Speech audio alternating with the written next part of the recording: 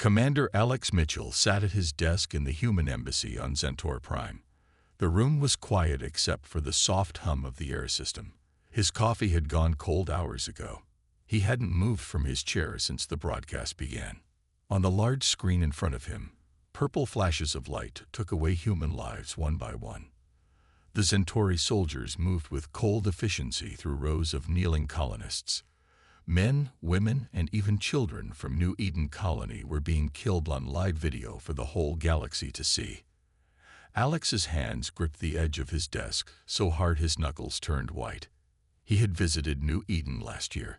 He remembered the faces of the people who had welcomed him, shown him their farms, and shared meals with him. Now he watched them die. The door to his office slid open. Samantha Powell, his aide, stepped inside. Her face was pale, and her eyes were red from crying. "Sir," she said, her voice shaking, "Earth Central is calling. They want to speak with you right away." Alex nodded but didn't take his eyes off the screen. "How many so far?" he asked. "Almost 60,000, sir," Sam replied. "The entire colony." On the screen, Emperor Vorax of the Centauri Empire appeared. His purple skin gleamed under the bright lights of his throne room. His 4 eyes blinked slowly as he looked directly into the camera. "Let this be a lesson to humanity," the Emperor said in his deep voice. "Your kind spreads like a disease across the stars. New Eden was in Centauri space. Your colonists were trespassers. This is the price of human expansion. This is where it stops." Alex finally stood up. He was a tall man with broad shoulders and short gray hair. 20 years as Earth's diplomat to alien worlds had put lines on his face and a permanent furrow between his brows. "Tell Earth Central I'll call them back in 5 minutes," he said to Sam. When she left, Alex walked to the window. Outside, the 3 suns of the Centauri system cast strange shadows across the capital city. Alien buildings reached toward the purple sky. Somewhere in that city, the Emperor was probably celebrating what he had just done. Alex's personal communicator beeped. He looked down at the message from an unknown sender. "We have people on New Eden I. Some colonists escaped before the attack. We need you to be our voice." A small flame of hope lit inside Alex's chest. Not everyone had died. Some had escaped. But that small relief was overwhelmed by the weight of 60,000 murders. His office door opened again. This time Greg Mason, his security chief, entered. "Commander," Greg said, "we need to leave. Now. I'm getting reports of Centauri military heading toward the embassy." Alex looked back at the screen. The broadcast had ended, replaced by the Centauri Imperial symbol. "They won't attack us here," Alex said. "Not yet. They want to see what Earth will do first." "And what will we do, sir?" Greg asked. Alex turned to face him. His eyes were hard with determination. "First, we gather evidence. All of it. The broadcast, their claims about the border, everything. Then I go to the Galactic Council." "The Council won't help us," Greg said. "Most of them are afraid of the Empire." "Maybe," Alex replied. "But I have to try. 60,000 people deserve justice." Alex picked up his uniform jacket and put it on. He straightened his shoulders and took a deep breath. "Get the ship ready," he ordered. "We leave for Council Station in 1 hour." As Greg left to prepare for departure, Alex looked once more at the blank screen. The faces of the dead colonists filled his mind. "I promise," he whispered to them. "This will not stand." Outside, the alien city continued its normal day, as if thousands of human lives had not just been erased from the universe. But Alex Mitchell knew that everything had changed. The galaxy would never be the same again. 3 days after the massacre, Alex Mitchell stood before the Galactic Council. The council chamber was huge, with high ceilings and walls made of a strange blue stone. 12 large seats formed a half circle on a raised platform. Each seat held a representative from the most powerful species in known space. Alex stood at the speaker's podium below them. His black uniform was pressed perfectly, and the silver Earth emblem on his chest caught the light. Behind him sat Samantha and Greg, along with 2 other members of his team. "The evidence is clear," Alex said, his voice strong in the quiet room. "The Centauri Empire attacked and killed 60,000 humans without warning. They claim New Eden was in their space, but our maps and the official border agreements say otherwise." He touched a button on the podium. Above him, a large screen showed images of New Eden before the attack. Happy colonists working in fields, building homes, living peaceful lives. These people were not soldiers. They were farmers, teachers, doctors, and children. The images changed to show the execution broadcast. Alex forced himself to watch again, as people he had known were killed. This was not a military action. This was mass murder. Alex looked up at the council members. Most avoided his eyes. The Solari representative, a tall being with golden skin, looked down at her hands. The Vector representative, insect-like with compound eyes, clicked his mandibles nervously. Only the Centauri representative seemed comfortable. Diplomat Krell was large even for a Centauri, with deep purple skin and 4 yellow eyes that stared at Alex with amusement. "The human colonists were warned," Krell said, his voice booming.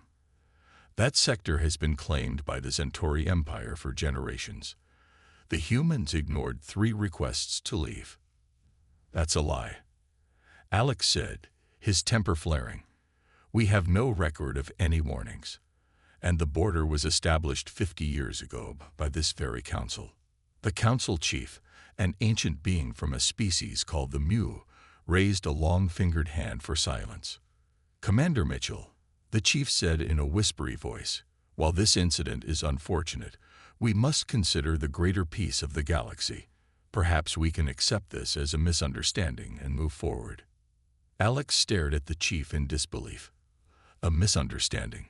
60,000 dead humans, and they called it a misunderstanding. "You can't be serious," Alex said. He looked around the chamber. "Is that what the council thinks? That we should just accept this massacre and move on?" No one answered. The silence told Alex everything he needed to know. The Centauri Empire had bought the council's silence with threats or promises or both. Anger boiled up inside him. Alex's fists clenched at his sides. He had followed diplomatic rules his whole career, but rules hadn't saved the people of New Eden. Alex stepped away from the podium and walked forward until he stood directly below the council members. Guards moved toward him, but the chief waved them back, curious about what the human would do. "Let me tell you something about humans," Alex said, his voice low but carrying through the chamber. "We remember. We don't forget our dead, and we don't let killers walk free." He looked directly at Krell, who had stopped smiling. "You think you've won. You think that killing innocent people shows your strength, but all you've done is awaken something you don't understand."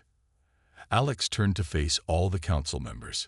"Humanity has been peaceful because we chose to be, not because we had to be. What happens when we choose differently? What happens when we're pushed too far?" The chamber was completely silent now.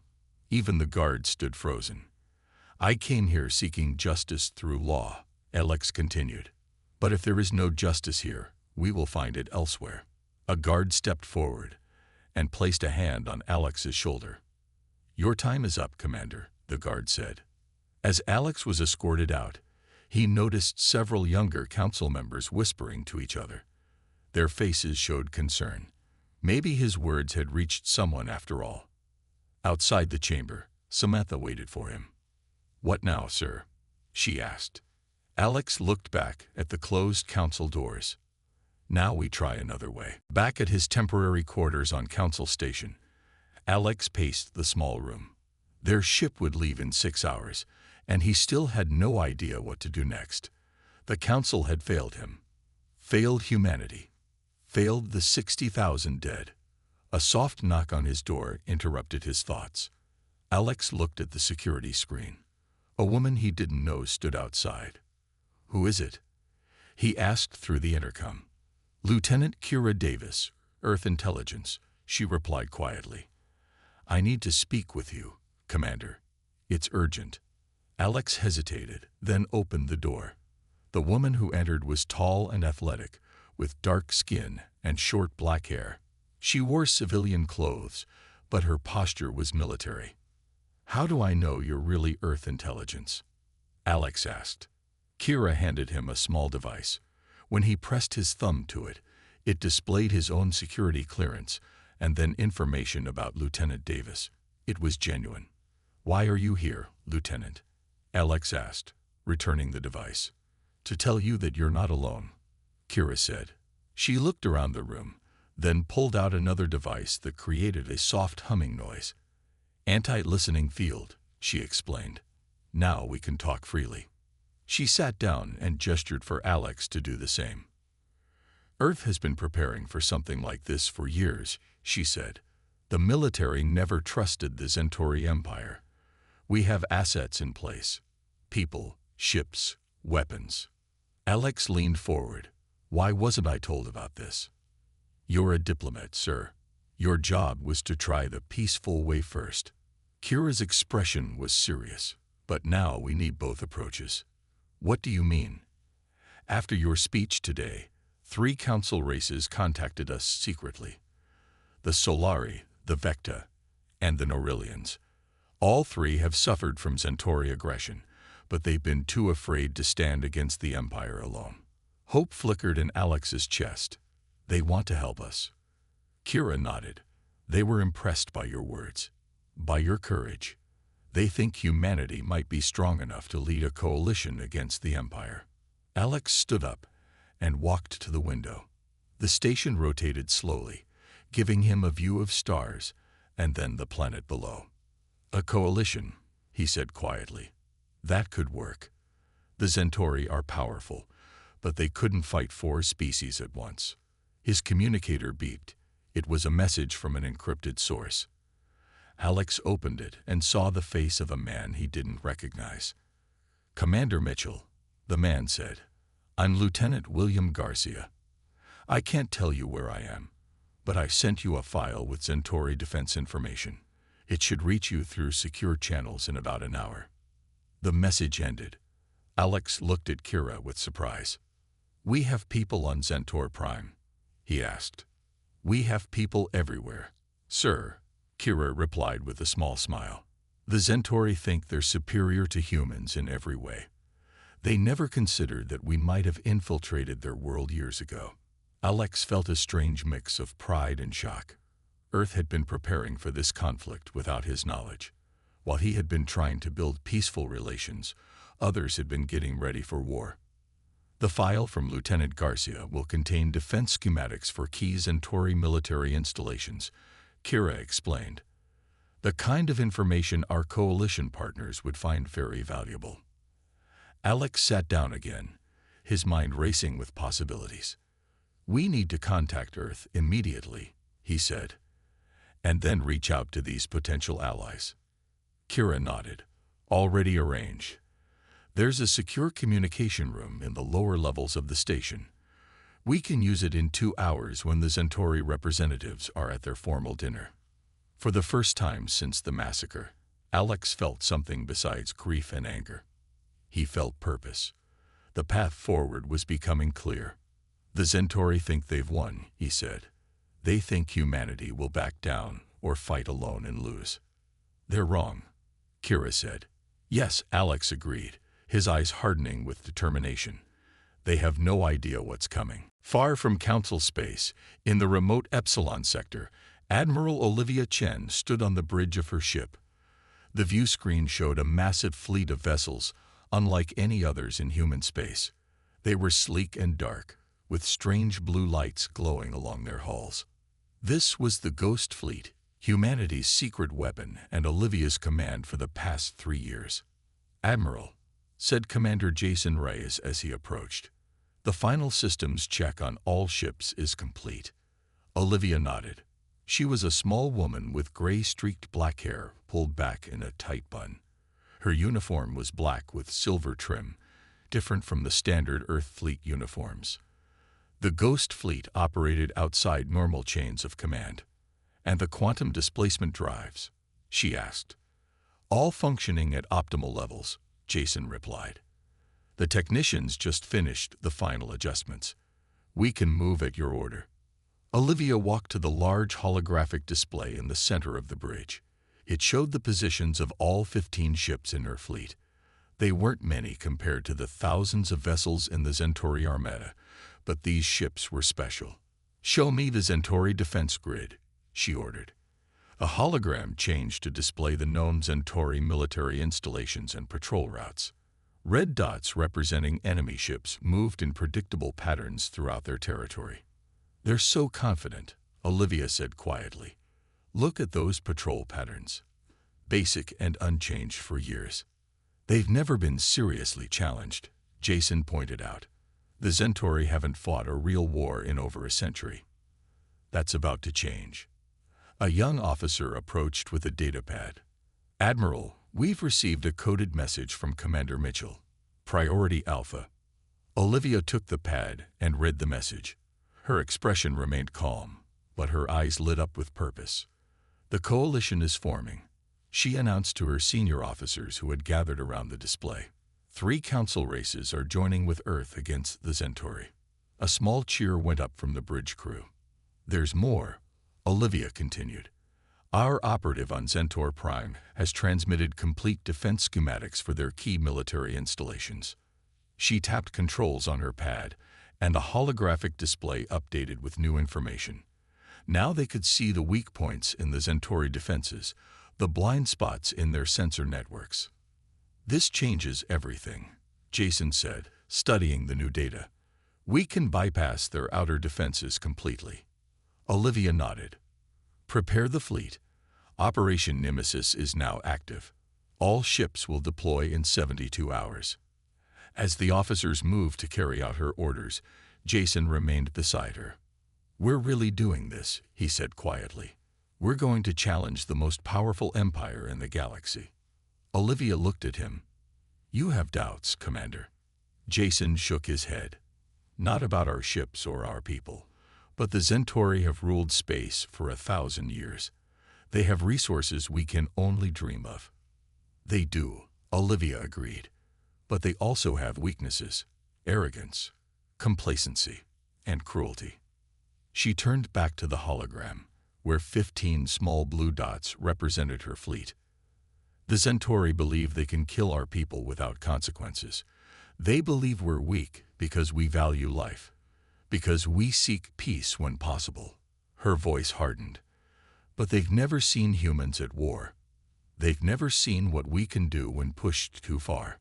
Olivia pressed a button on her uniform, and her voice echoed throughout all 15 ships of the Ghost Fleet. This is Admiral Chen. In 3 days, we strike back against those who murdered the people of New Eden.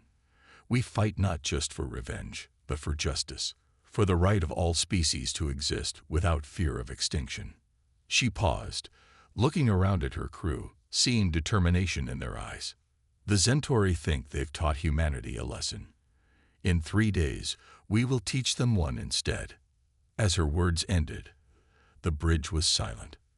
Then, one by one, the crew returned to their stations with new purpose in their movements. The countdown to Operation Nemesis had begun. On Centaur Prime, Emperor Vorax sat on his crystal throne.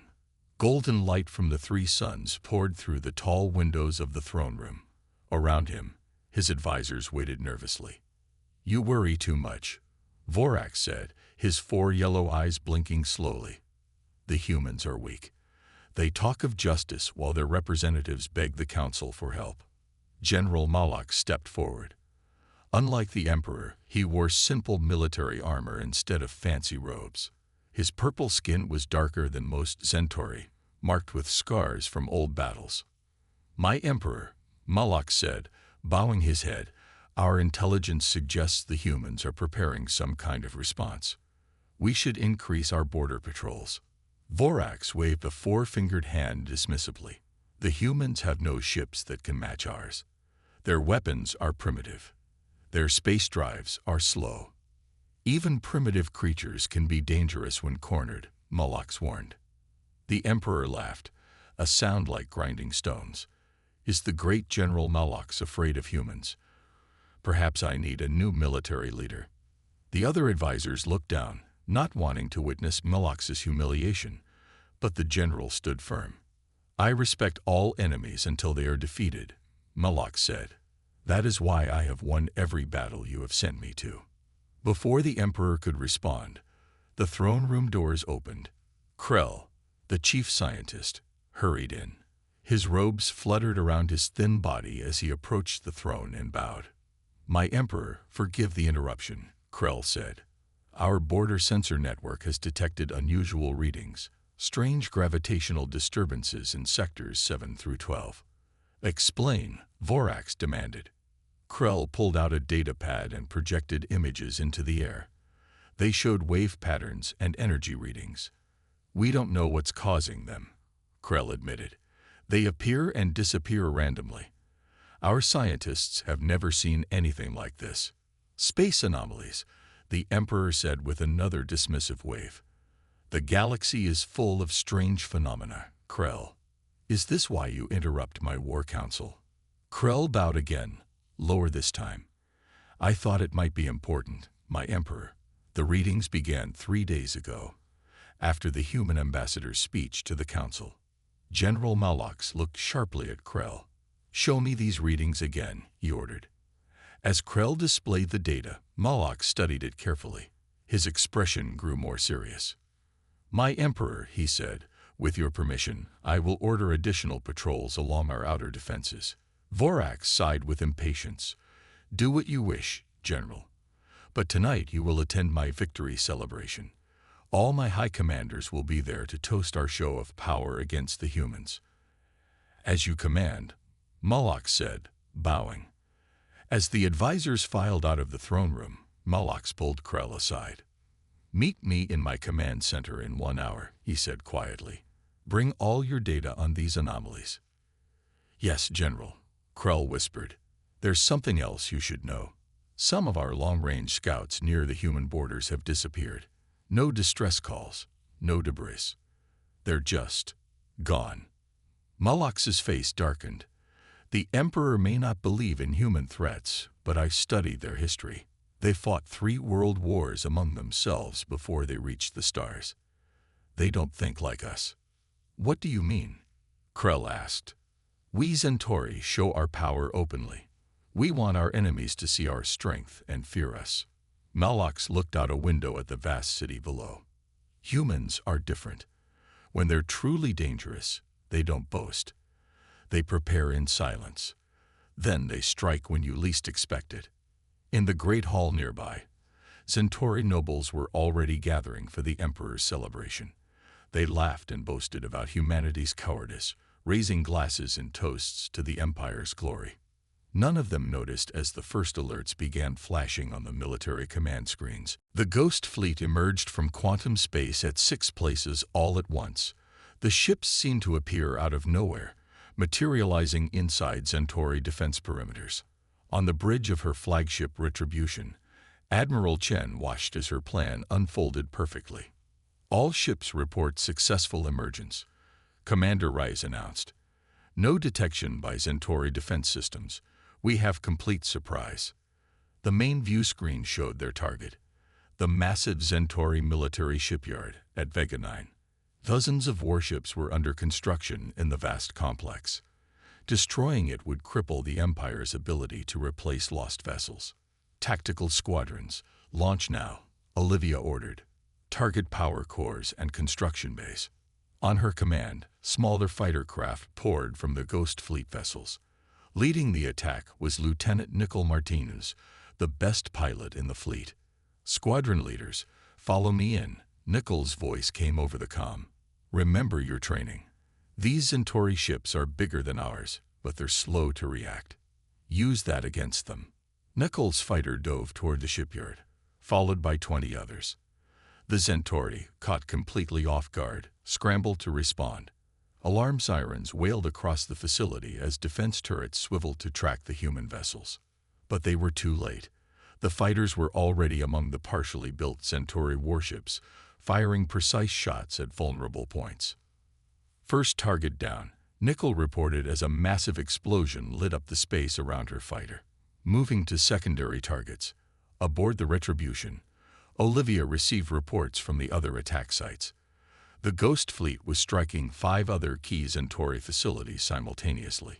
Coalition forces are moving into position, Rise reported. The Solari have begun jamming Centauri communications as planned. Olivia nodded. And the Vecta. Their boarding parties are deploying against the orbital defense platforms in Sector 9. The Centauri defenders don't know what hit them. A message appeared on Olivia's private screen. It was from the Norillian High Commander. The insect-like beings were experts at stealth and information gathering. Admiral Chen, the Norillian said, as agreed, we are providing the locations of hidden Centauri outposts. Our scouts report that the Centauri fleet is in chaos. They cannot coordinate their response without communications. Thank you, High Commander, Olivia replied. Your information is invaluable. The bridge crew worked with focused intensity. No one cheered or celebrated yet. This was just the beginning. The Centauri are launching fighters, an officer reported. They're trying to form a defensive line. Olivia studied the tactical display. They're using standard Imperial Formation Delta. Exactly as we expected. She tapped her comm. All ships, execute pattern Omega-6. The human vessels shifted position, using their quantum displacement drives to make short jumps that confuse Centauri targeting systems. Where the Centauri expected resistance, they found empty space. Where they thought they were safe, human ships appeared. Lieutenant Martinez reports all primary targets at Vega 9 have been destroyed. Rise announced. Casualties minimal. For the first time, Olivia allowed herself a small smile. Order our forces to proceed to Phase 2, and send word to Commander Mitchell that the military operation is underway. On her view screen, she watched as another Centauri facility erupted in flames. The Empire had ruled space for centuries, crushing any who opposed them. They had never faced an enemy like humanity before. An enemy who could strike from nowhere, who had studied their tactics for years, and who now had allies. The Centauri are hailing us, an officer said with surprise. A General Malox is requesting to speak with the human commander. Olivia considered for a moment. Put him through. The screen showed a Centauri officer with dark purple skin and battle scars. His expression was not one of fear or anger, but respect. You are not fighting as we expected, General Malox said. This is not the action of a weak species.